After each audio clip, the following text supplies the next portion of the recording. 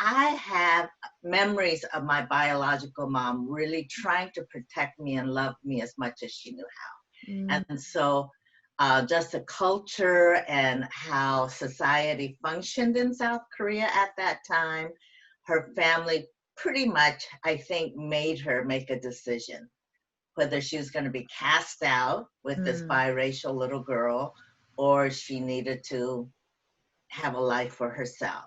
And mhm, I really don't know if she had any intention of abandoning me when she put me on the train, because she told me that she was sending me to my uncle's.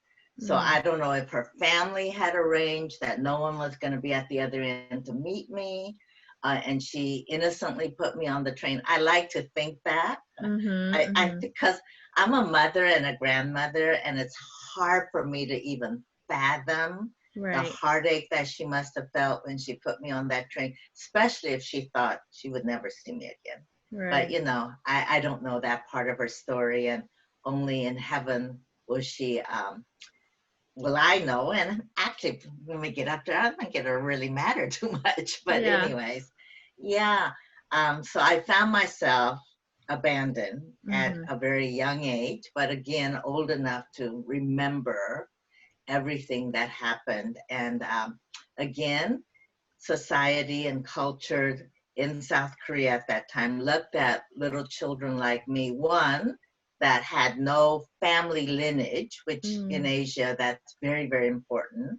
Second, being a mixed. I think they thought of children like me almost as maybe how in our society 200 years ago, 300 years ago, we thought of people of color, mhm, that mhm. people of Right. color just did not have feelings. They didn't even have physical feelings, Yeah. that. And so looking back again, I realized all the abuses that I received living on the streets really wasn't because of how cruel they were. I just think they were dealing with their own pain. They Mhm. were still trying to, build their country back up, build their families back up after the war. Um, and I was just a reminder of the horrors that their country went through. Mm, And so, but I was raped. I mm, was beaten. I was thrown into human septic wells. I was tied to a tree. I was tied to a water wheel.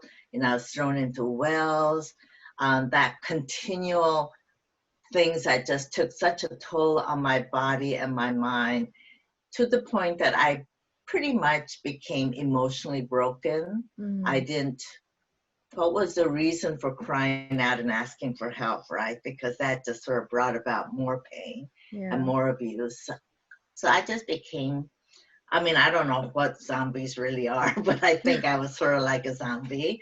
Yeah. I just existed, never really had hope for tomorrow. Mm, But I do believe that each one of us, we have the spirit that has been given to us no matter what our physical life is.